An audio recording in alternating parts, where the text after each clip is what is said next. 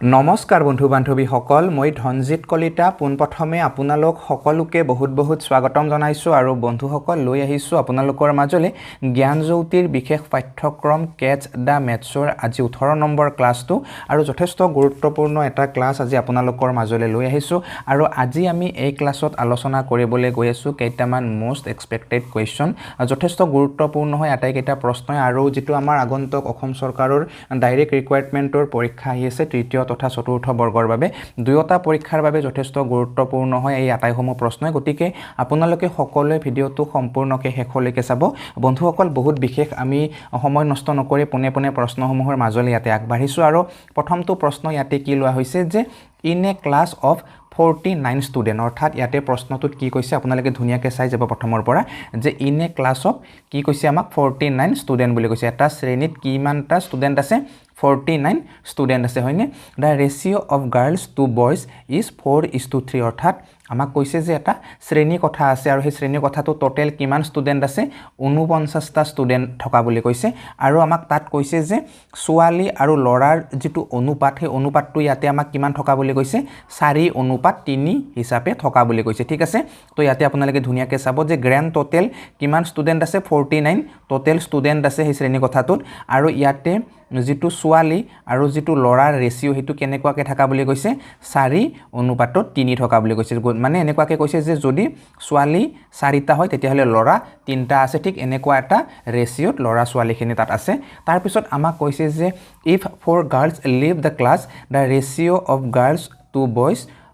would be আমাক ইয়াতে কি বুলি কৈছে যে আৰু সেই শ্ৰেণী কথাটোৰ পৰা যদি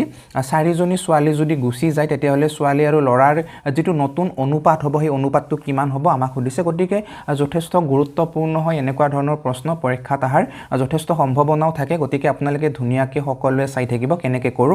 যে ইয়াতে আমাক কৈছে কি টোটেল ষ্টুডেণ্ট কিমান আছে 49টা আছে আৰু ছোৱালীৰ ৰেচিঅ'টো কিমান বোলে 4 আৰু ল'ৰাৰ ৰেচিঅ'টো কিমান বোলে 3 অৰ্থাৎ ছোৱালী আৰু ল'ৰা দুয়োটাই যদি যোগ কৰোঁ তেতিয়াহলে কি টোটেল ষ্টুডেণ্টৰ সমান আমি পাই যাম পাম নে নাপাম মানে আমি সকলোৱে জানো যে যেতিয়া টোটেল ৰেচিঅ' আমি কি কৰিম যোগ কৰিম তেতিয়া আমি যেটো তাৰ মানে টোটেল ভ্যালু আছে টোটেল ভ্যালুটোৰ সমান পাই যাম বস্তুটো বুজি পাইছেনে আপোনালোকে মানে ইয়াতে 4 ৰেচিঅ' ছোৱালী আছে 3 ৰেচিঅ' ল'ৰা আছে এতিয়া 3 4 কিমান হ'ব টোটেল ল'ৰা ছোৱালী মিলি কিমান আছে 7 ৰেচিঅ' আছে হয় নে নহয় ল'ৰা আৰু ছোৱালী মিলি 7 ৰেচিঅ' আছে টোটেলত আৰু ইবাগে টোটেল ষ্টুডেণ্ট হিচাপে কিমান আছে 49টা আছে ঠিক আছে গতিকে আমি ক'ব পাৰো যে ইয়াতে 7 ৰেচিঅ' মানে কি হয় 49টা ষ্টুডেণ্ট হয় ঠিক আছে তো 7 ৰেচিঅ' মানে যদি 49টা ষ্টুডেণ্ট হয় 1 ৰেচিঅ' মানে কেইটা হ'ব এতিয়া বোলে 1 ৰেচিঅ' মানে এতিয়া হ'ব আপোনাৰ 7টা 7 মানে যদি 49টা হয় 1 মানে তো 7টাই হ'ব লাগিব হয়নে এইখিনিলৈকে আপোনালোকৰ ক্লিয়াৰ হৈছে বস্তুখিনি এতিয়া আপোনালোকে ইয়াতে চাব যে আমি ইয়াতে ল'ৰা আৰু ছোৱালী ধুনীয়াকৈ উলিয়াই ল'ব পাৰিম যে ল'ৰা কিমান আছে ছোৱালী কিমান আছে তো 1 অনুপাতত কেইটা ষ্টুডেণ্ট বোলে 7টা ষ্টুডেণ্ট সো 4 অনুপাতত কেইটা হ'ব 4 7 গুণ কিমান হ'ব বোলে 28টা ছোৱালী হৈ গ'ল তাৰ পিছত 3 অনুপাতত কেইটা হ'ল বোলে 3 7 গুণ 21টা হৈ গ'ল তো 21টা ল'ৰা আছে শ্ৰেণীটোত আৰু 28টা কি আছে ছোৱালী আছে এইখিনিলৈকে ক্লিয়াৰ হৈছে আপোনালোকৰ এতিয়া আপোনালোকে চাব যে আমাক কি কৈছে 4টা ছোৱালী গুচি যোৱা বুলি কৈছে হয়নে 4জনী ছোৱালী গুচি গ'ল 28জনী ছোৱালী আছিল বাৰু আগতে 28জনী ছোৱালীৰ পৰা কি হৈ গ'ল এতিয়া 4জনী ছোৱালী গুচি গ'ল তো থাকিল কিমান বোলে থাকিল এতিয়া 21 হয়নে নহয় 21জনী ছোৱালী থাকি গ'ল সৰি বাৰু দেই কি ক'লো মই এইটো 24 হয়নে মানে 24 জনী মানে কি হ'ল ইয়াতে ছোৱালী থাকি গ'ল 28জনী ছোৱালী আছিল 4জনী গুচি গ'ল তো ইয়াতে 24জনী ছোৱালী কি হৈ গ'ল থাকি গ'ল আৰু ল'ৰা কিমান আছে ল'ৰা 21 আছে ঠিক আছে ল'ৰা আছে 21 বৰ্তমান আৰু ছোৱালী আছে বৰ্তমান কিমান 24 ঠিক আছে আগতে ছোৱালী 28 আছিল 4টা ছোৱালী গুচি যোৱাৰ বাবে কি হৈ গ'ল এতিয়া ইয়াতে 24টা হৈ গ'ল গতিকে এই যেটো 24 আৰু এই যেটো 21 এটুক যদি আমি ৰেচিঅ'ত লৈ হতে তেতিয়াহলে কি হ'ব 24 আৰু 21ৰ গখাউটোৰে আমি দুটাকে কাটব পাৰো তো ইহত দুটাৰ গখাউ কিমান হ'ব 3 হ'ব তো 3 ৰে আমি 24ক কাটব পাৰো 3 8 গুণ কিমান হ'ব 24 3 ৰে আমি 21ক কাটব পাৰো 3 7 গুণ কিমান হ'ব 21 ন গতিকে 8 অনুপাতে 7 কি হৈ গ'ল এতিয়া নতুন যেটো ৰেচিঅ' হেতু হৈ গ'ল মানে আগতে ল'ৰা ছোৱালী আৰু ল'ৰাৰ যেটো অনুপাত আছিল হেতু কিমান আছিল 4 অনুপাত 3 আছিলে আৰু এতিয়াৰ অনুপাতটো কিমান হ'ল ইয়াতে 8:7 হৈ গ'ল মই আশা কৰিছোঁ আপোনালোকে ধুনীয়াকৈ সকলোৱে প্ৰশ্নটো বুজি পাইছে এতিয়া আমি আগবাঢ়িছোঁ ইয়াৰে পিছৰ প্ৰশ্নটোৰ মাজলৈ আৰু এইটো যথেষ্ট গুৰুত্বপূৰ্ণ প্ৰশ্ন হয় আপোনালোকে ধুনীয়াকৈ কমপ্লিট কৰিব প্ৰশ্নটো মানে মিক্সাৰৰ পৰা ইয়াতে প্ৰশ্নটো লোৱা হৈছে আমাক ইয়াতে কি কৈছে যে in container milk and water are present in the ratio of কিমান বুলি কৈছে আমাক 7:5 বুলি কৈছে ঠিক আছে মানে এটা কি আছিল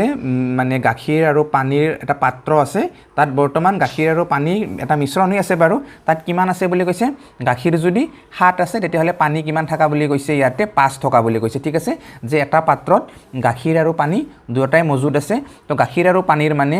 মিল্ক আৰু ৱাটাৰৰ যেটো ৰেশিও হেতু কেনেকুৱাকে থাকা বুলি কৈছে যে গাখীৰ যদি 7 আছে তেতিয়া হলে ইয়াতে পানী কিমান আছে 5 ৰেশিও আছে আমাক এনেকুৱাকে থাকা বুলি কৈছে ঠিক আছে তাৰ পিছত ইয়াতে আমাক কি কৈছে যে if 15 litre water is aided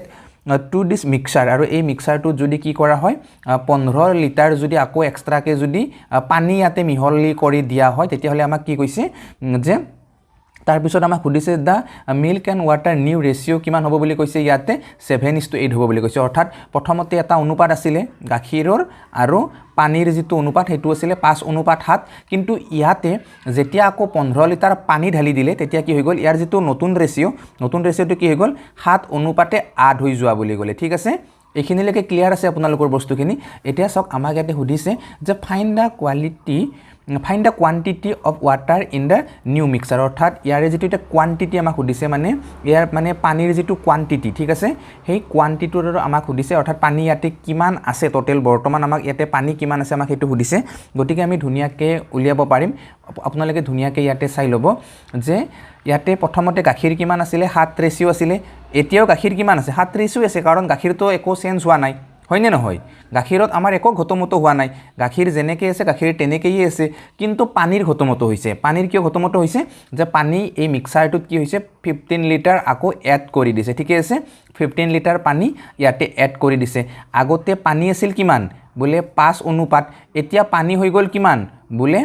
8:8 তো আগতকে কিমান বাঢ়ি গ'ল বোলে আগতকে এতিয়া 3 ৰেশিও পানী বাঢ়ি গ'ল হয়নে 3 ৰেশিও হিচাপে যদি চাও আমি তেতিয়া হলে 3 ৰেশিও কি হৈ গ'ল পানী বাঢ়ি গ'ল তো 3 ৰেশিও বাঢ়ি গ'ল কিন্তু ইবাগে লিটাৰ হিচাপে কিমান বাঢ়িছে 15 লিটাৰ বাঢ়িছে তো 3 ৰেশিও মানে যদিহে 15 লিটাৰ হয় তেতিয়া হলে 1 ৰেশিও মানে কিমান হ'ব বলে 5 লিটাৰ হ'ব তো 1 ৰেশিও মানে যদি 5 লিটাৰ হয় তেতিয়া হলে তো আমি গম পাই যাম যে বৰ্তমান পাত্ৰটোত পানী কিমান আছে বৰ্তমান পাত্ৰটোৰ এইটো ৰেশিও হয় 8 ৰেশিও 1 ৰেশিও মানে যদি 5 লিটাৰ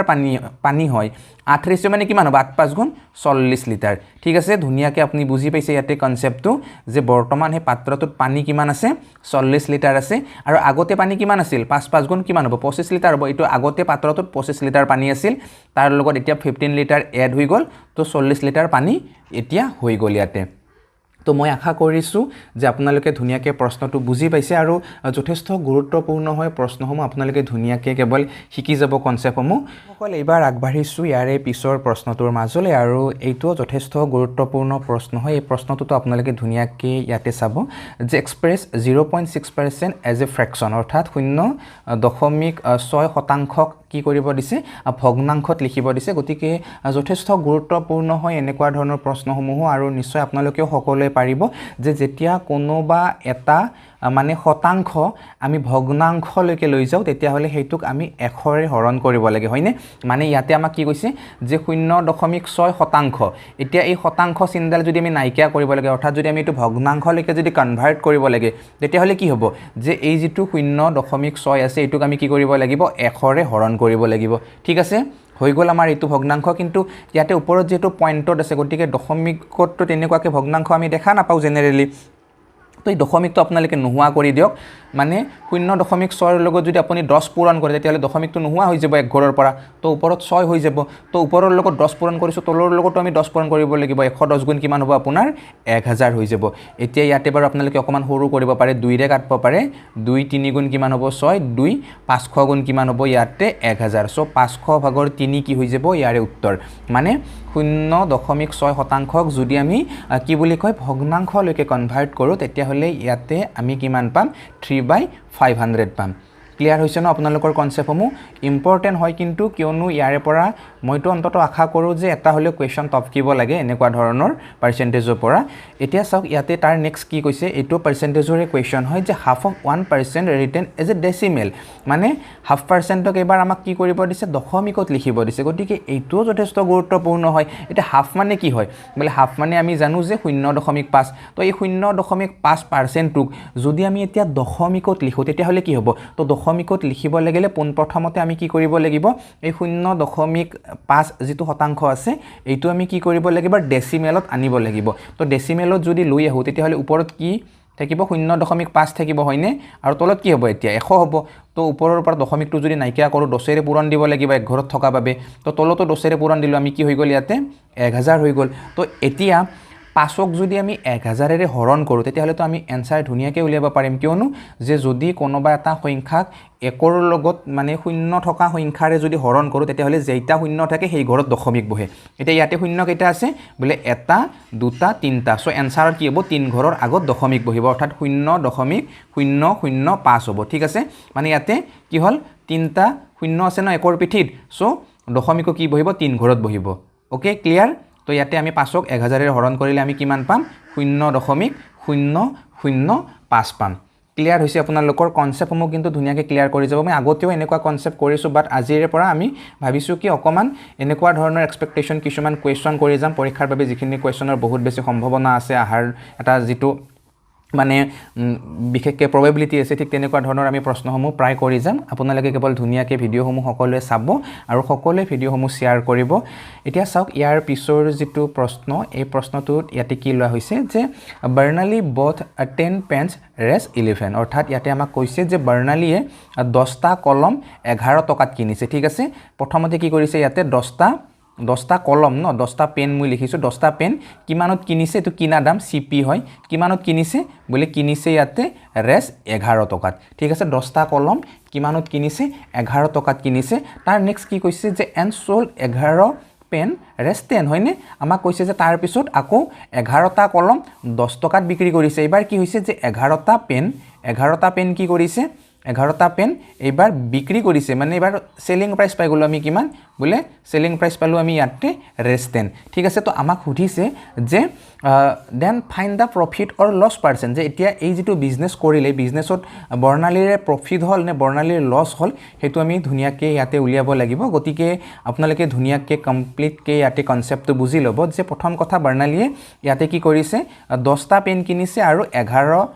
10টা পেন কিমানত কিনিছে ইয়াতে 11 টকাত কিনিছে আৰু 11টা পেন বিক্ৰী কৰিছে কিমানত বলে 10 টকাত তো এইটো আপোনালোকে একদম চুটকিমে কৰি দিয়ক শৰ্ট ট্ৰিক্সৰ জৰিয়তে কৰক কোনো ধৰণৰ ট্ৰেডিশনাল ট্ৰিক্স মই আপোনালোকক নিহিকাও আৰু এতিয়ালৈকে মই আপোনালোকক প্ৰায় ট্ৰেডিশনাল মেথডৰ পৰা দূৰতে লৈ আহিছো কিয়নো আপোনালোকে হয়তো জানে যে যিসকলে জ্ঞানজ্যোতিত ৰেগুলাৰ ধৰণে ভিডিওসমূহ চাই আছে আপোনালোকে হয়তো নিশ্চয়কৈ এইটো কথা মানে স্বীকাৰ কৰিব সকলোৱে যে জ্ঞানজ্যোতিত আমি যেটো ট্ৰেডিশনাল মেথড হয় যেটো কৰিলে বহুত সময় লাগে ঠিক তেনেকুৱা ধৰণৰ মানে সূত্ৰসমূহ আমি প্ৰায় স্কিপ কৰিছো আৰু আমি খুব সুন্দৰকৈ কনসেপ্টসমূহ বুজি লৈ কিনে এক্সট্ৰা মেথডৰ জৰিয়তে ধুনিয়াকৈ আমি কৰি কিনে গৈ আছো হয়নে মই এনেকৈ ক'বলৈ নাযাও যে শৰ্ট ট্ৰিক্স কৰিছো শৰ্ট ট্ৰিক্স একচুয়ালি নহয় আমি এটা এক্সট্ৰা মেথডৰ জৰিয়তে কৰিছো কিয়নো তাৰ আগত আমি বুজি উঠিছো যে কনসেপ্টটো এনেকুৱা হয় ঠিক আছে তো এইটো আমি ঠিক তেনেকুৱাকৈ কৰি যাম আপোনালোকে ধুনিয়াকৈ চাব যে প্ৰথমতে বাৰ্নালীয়ে কি কৰিছে ইয়াতে 10টা পেনৰ কথাটো আহিছে বজ্ৰপূৰণ কৰি দিয়ক এটো এনেকুৱাকৈ আপোনালোকে বজ্ৰপূৰণ কৰে তেতিয়া আপোনালোকে কি পাব কিনা দাম আৰু বেচা দামৰ ৰেশিও এটা পাব কাৰণ ইয়াতে 10টা পেন 11 টকাত কিনছে 11টা পেন 10 টকাত বেচিছে সো ইয়াতে কিনা দাম বেচা দাম আমি তো একো না জানো তো ইয়াতে যদি আমি কিনা দাম আৰু বেচা দাম উলিয়াব লাগে তেতিয়া হলে আপোনালোকে কি কৰিব লাগিব এই যেটো কোৱান্টিটি আছে মানে পেনৰ হেতুৰ লগত আপোনালোকে যদি বেচা দামটো পূৰণ কৰে তেতিয়া হলে আপোনালোকে বেচা দামৰ ৰেশিওটো পাই যাব তো ইয়াতে আমি যদি বজ্ৰপূৰণ কৰোঁ তেতিয়াহলে বেচা দামৰ লগত কৰিব লাগিব প্ৰথমতে তো ইয়াতে 10 গুণ কিমান হ'ব বলে 10 গুণ হ'ব 100 মানে 100 তো আমি কি পাই গলো বেচা দাম পালো তাৰ পিছত এটো 11 গুণ কি হ'ব এটো কিনা দামৰ যেটো ৰেশিও গতিকে এটোত আমি কিনা দামৰ পাম তো কিনা দাম আমি কিমান পালো 11 গুণ 121 ঠিক আছে তো কনসেপ্টখিনি আপোনালোকে ধুনিয়াকৈ বুজক ইয়াতে যে আমি কি বুজি পালো যে ইয়াতে বৰ্ণালীৰে পেন কিনাতে খৰচ কিমান আছিল কিনা দাম আছিল 121 টকা আৰু বেছি উঠি বেচা দাম ইয়াতে কিমান পালে যে পেন বেছি উঠি পেনত ইয়াতে পালে 100 টকা 121 টকাত কিনিছিল 100 টকা পালে সো লোকসান কিমান মাৰিলে বলে ইয়াতে 21 টকা লোকসান মাৰিলে এই 21 টকা লোকসানটো কাৰ ওপৰত মাৰিলে বলে 21 টকা লোকসানটো 121 ৰ ওপৰত মাৰিলে হয়নে 121 ত বস্তুখিনি কিনিছিল 100 টকাত বিক্ৰীছে সো ইয়াতে 21 টকা কি হৈছে লোকসান হৈছে তো 21 টকা লোকসানটো কাৰ ওপৰত যে লোকসান বা লাভ সদায় কিনা দামৰ ওপৰত আহে হয়নে গতিকে 121 ত 21 টকা লোকসান হৈছে আৰু এটো যদি আপোনালোকে পাৰ্সেন্টেজত লৈ যায় 100% ধুনিয়াকে পূৰণ কৰি দি দিয়ক এতিয়া ইয়াতে কিমান পাব 21 100 গুণ হ'ব আপোনাৰ কিমান 2100 হৈ যাব হয়নে আৰু 2100ক যদি আপুনি 121 ৰে হৰণ কৰি দিয়ে হৰণটো আপোনালোকে নিজে কৰিব 17 পইণ্ট কিবা সামথিং পাব আৰু 17 পইণ্ট মেবি সাগে 35 মান আপোনালোকে পাব তো ইমানখিনিতে আপোনালোকে ধুনিয়াকে ৰাখি দিব আৰু এনসাৰ বিলাকত আপোনালোকে প্ৰায় 17 টো দেখাৰ লগে লগে গম পাই যাব যে ইয়াতে 17.35 বা 17.42 এনেকুৱাকে নেদে 17 থকা এটাই দিব বাকি 15 দিব বা 20 দিব ঠিক তেনেকুৱা মানে গতিকে 17 টো কিবাকে পোৱাৰ লগে লগে আপোনালোকে বাকি তাৰ পিছৰ পইণ্ট কি আছে doesn't matter এটো নাচালে হ'ব ঠিক আছে গতিকে মই আশা কৰিছো যে আপোনালোকে ধুনিয়াকে বুজি পাইছে আৰু এনেকুৱা ধৰণৰ প্ৰশ্ন মই আপোনালোকলৈ প্ৰায় লৈ হেবলৈ যত্ন কৰি থাকিম আপোনালোকে কেৱল ধুনিয়াকে ভিডিঅসমূহ চাব সকলোৱে সাপোৰ্ট কৰিব আৰু যথেষ্ট গুৰুত্বপূৰ্ণ হয় আটাইসমূহ প্ৰশ্নই নিশ্চয় আপোনালোকে বুজি পাইছে হয়নে গতিকে বন্ধুসকল এইবাৰ আমি আগবাঢ়িছো ইয়াৰে মানে পিছৰ প্ৰশ্নটোৰ মাজলে তাৰ লগতে আমি আপোনালোকক সকলোকে এটা কথাও কৈলো যে যদি আপোনালোকে নিয়মিতভাৱে মোক টেষ্ট বা এডুকেশনাল ইনফৰমেশন এনেকুৱা ধৰণৰ যদি আপোনালোকে কুইজতো অংশগ্ৰহণ কৰিব বিচাৰে বিশেষকৈ গণিত ৰিলেটেড তেতিয়াহলে আপোনালোকে মোৰ টেলিগ্ৰাম চেনেলত জয়েন হ'ব পাৰে তাৰ লিংকটো ডেসক্ৰিপচনত দিয়া আছে ঠিক আছে গতিকে বন্ধুসকল এতিয়া আমি আগবাঢ়িছো ইয়াৰে পিছৰ প্ৰশ্নটোৰ মাজলে বন্ধুসকল এইবাৰ আমি আগবাঢ়িছো ইয়াৰে পিছৰ প্ৰশ্নটোৰ মাজলে আৰু এই প্ৰশ্নটোত ইয়াতে আমাক কি কৈছে যে ৰিপ্ৰেজেন্টেশন অফ 0.2341 ওপৰত 341 ৰ ওপৰত কি দিছে ইয়াতে ভিনকুলাম দি দিছে ইন দা ফৰ্ম আমাক কি কৈছে p/q হয়নে আমাক ইয়াতে কৈছে যে 0.2341 আৰু 34 ৰ ওপৰত মাত্ৰা চিনডাল আছে এইটো p/q অৰ্থাৎ আমাক এইটো পৰিমেয় সংখ্যাত উপস্থাপন কৰিব দিছে গতিকে এইটো যদি আমি কৰো তেতিয়া হলে জেনাৰেলি কি হ'ব যে 0.234 আৰু 1 হয়নে এটুক যদি আমি ভগ্নাংশলৈকে লৈ হতেন দিলে কি হ'ব ইয়াতে চাওক তিনটাৰ ওপৰত মাত্ৰা চিনডাল আছে সো কি হ'ব তিনটা নন আমি আহিব আৰু এটাৰ ওপৰত যেহেতু নাই গতিকে হেতু শূন্য হৈ যাব আৰু এই কনসেপ্টটো মই আগতে আপোনালোকক বুজাইছো গতিকে এতিয়া কি কৰিব লাগিব জানেনে আপোনালোকে যে ইয়াতে কি হ'ব আপোনাৰ 9990 আগত দশমিকটো আপোনাৰ গুছি যাই কিনে ইয়াতে কি হ'ব এতিয়া ডাইৰেক্টলি 2341 আৰু যেহেতু ইয়াতে 2 টোৰ ওপৰত এই ভিনকুলামডাল নাই গতিকে এইটো 2 টো আপুনি বিয়োগ কৰি দিব লাগিব অৰ্থাৎ ইয়াতে আপোনাৰ কিমান হ'ব তলত থাকিব 9990 আৰু ওপৰত কি হ'ব 2339 হৈ যাব ঠিক আছে তো এইটোৱে কি হ'ব আপোনাৰ ইয়াতে এনসাৰ হৈ যাব বস্তুটো বুজিছেনে আপোনালোকে নিশ্চয় আশা কৰিছো যে আপোনালোকে সকলোৱে বুজি পাইছে আৰু ইয়াৰ পিছত আমি আগবাঢ়িছো ইয়াৰে পিছৰ প্ৰশ্নটোৰ মাজলৈ যে ইয়াতে আমাক কৈছে যে if the product of two co-prime number is 117 then the find their LCM অৰ্থাৎ আমাক ইয়াতে কৈছে যে যদি দুটা সহমৌলিক সংখ্যাৰ পূৰণফল 117 হয় তেন্তে হিহতৰ যেটো লসাগু হেতু কিমান হ'ব ঠিক আছে তো সহমৌলিকৰ কনসেপ্টটো আমি ইয়াতে ধুনিয়াকে সকলোৱে বুজি উঠিব লাগিব যে সহমৌলিক বা কো-প্ৰাইম বুলি কোৱাৰ লগে লগে আমি কি জানিছিলো যে যেতিয়া যিকোনো দুটা সংখ্যাৰ HCF টো 1 হয় তেতিয়া হলে কি হ'ব হেই সংখ্যা দুটা সহমৌলিক হ'ব ঠিক আছে গতিকে ইয়াতে আমাক কৈছে যে মৌলিক দুটাৰ মানে হে সহমৌলিক দুটাৰ পূৰণফল আমাক ইয়াতে কিমান বুলি কৈছে 117 বুলি কৈছে তো আমি ধৰি লৈছো যে ইয়াতে এটা সংখ্যা x এটা সংখ্যা y এই দুটা সহমৌলিক তো ইহতৰ যেটো HCF এই HCF টো কি হ'ব লাগিব যেহেতু ইহতে সহমৌলিক গতিকে ইহতৰ যেটো HCF টো কি হ'ব লাগিব সদায় 1 হ'ব লাগিব আৰু LCM টো আমাক দিয়ে দিছে LCM টো আমাক কিমান দিছে বলে LCM টো আমাক দিছে ইয়াতে 117 আৰু আমি এটা কথা সকলোৱে জানো যে যিকোনো দুটা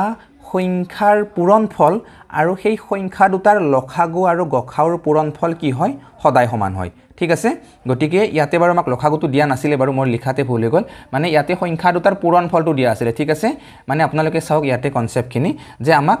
x আৰু y আমি নিজে ধৰি লৈছিলো ইয়াতে ন সংখ্যা দুটা যে ইয়াতে আমি সংখ্যা দুটা ধৰি লৈছো সহমৌলিক এটা x এটা y আৰু সহমৌলিক হ'ব লাগিলে হিয়তৰ HCF কিমান হ'ব লাগিব 1 হ'ব লাগিব এতিয়া আমাক কৈছে যে x আৰু y ৰ যেটো পূৰণফল মানে সংখ্যা দুটাৰ পূৰণফলে আমাক কৈছে ন তো এই x আৰু y যেতিয়া আমি পূৰণ কৰিম xy তেতিয়া আমি কিমান পাম বুলি কৈছে ইয়াতে 117 বুলি কৈছে এইখিনিলৈকে তো ক্লিয়াৰ আপোনালোকৰ তো আমি সকলোৱে জানো যে দুটা সংখ্যাৰ পূৰণফল আৰু সেই সংখ্যা দুটাৰ লসাগু আৰু গসাউৰ পূৰণফল সদায় সমান ঠিক আছে তো সংখ্যা দুটাৰ পূৰণফল আমি 117 পাইছো আৰু ইবাগে গসাউটো আমি 1 পাইছো তো 1ৰ লগত আমি কি পূৰণ কৰিলে 117 পাম সো 117 পূৰণ কৰিব লাগিব হয়নে নহয় বস্তুটো অকমান বুজি পাইছেনে আপোনালোকে যে আকৌ এবাৰ মই কৈছো দুটা সংখ্যা ইয়াতে আছে আৰু সংখ্যা দুটাৰ কেনেকুৱা হয় সহমৌলিক মানে হিয়তৰ HCF টো 1 হয় ঠিক আছে ইয়ালৈকে আমি ধুনিয়াকে বুজিছো তাৰ পিছত কৈছে যে সংখ্যা দুটাৰ পূৰণফল কিমান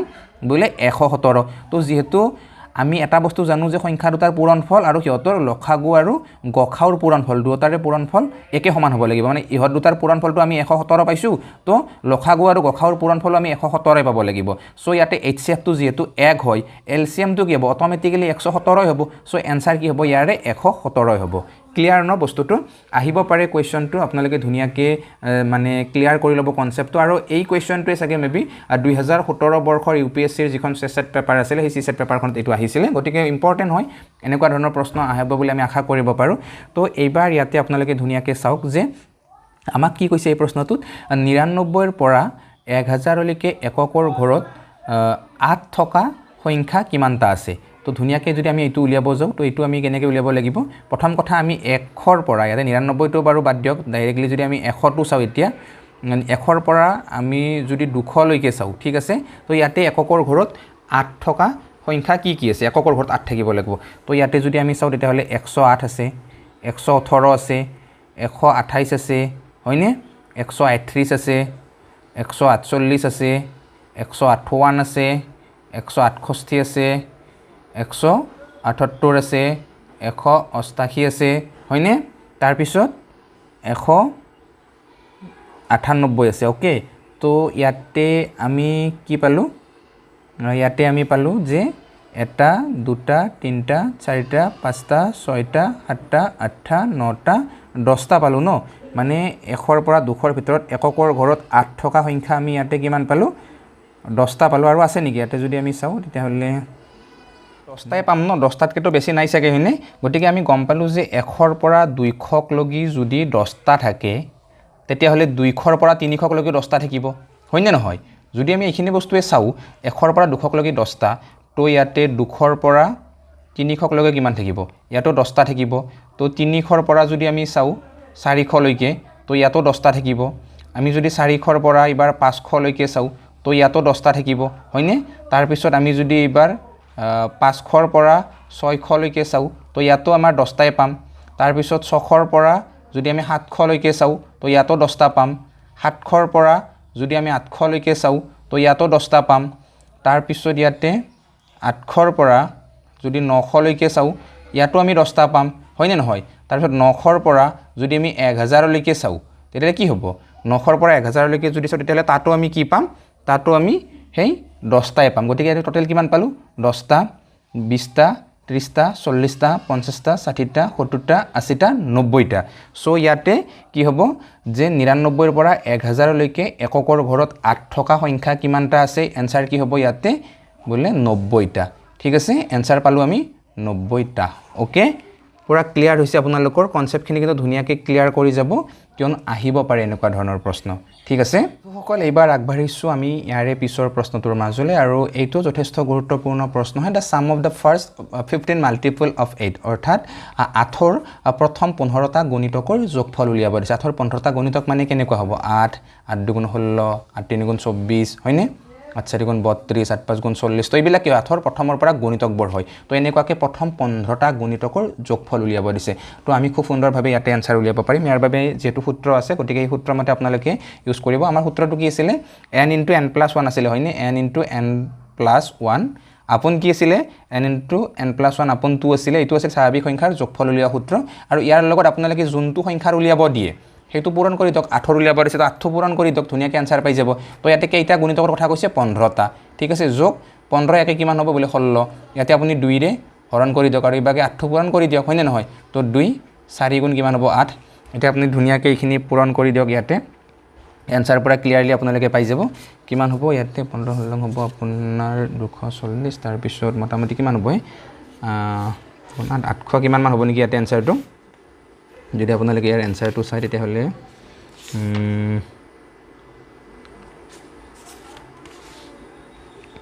কিমান হ'ব তেনে কৰক আপোনালোকে এইখিনি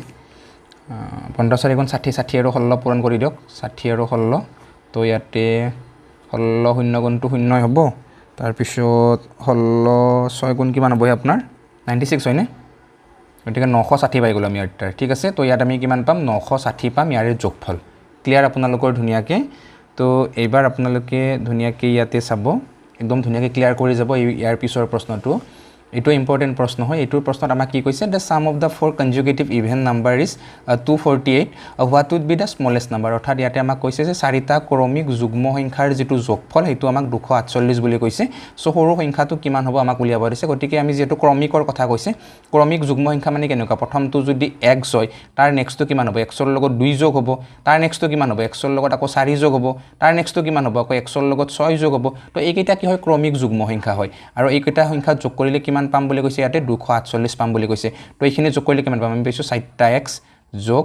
2 4 6 6 6 কিমান হ'ব বলে 12 সমান কিমান বলে 248 এটা আপোনালোকে চাওক ইয়াতে 4x সমান কিমান হ'ব 12 তো ইবাগে যোগ হৈ আছে হিবাগে গলে বিয়োগ হ'ব তো 248 ৰ পৰা 12 বিয়োগ হলে কিমান হ'ব বলে 248 ৰ পৰা 12 বিয়োগ হলে ইয়াতে থাকিব আপোনাৰ কিমান 236 হয়নে তো 4x মানে আমি 236 পালো এটা x মানে কিমান হ'ব ইয়াতে ধুনিয়াকে আমি এইখিনি হৰণ কৰিলে পাই যাম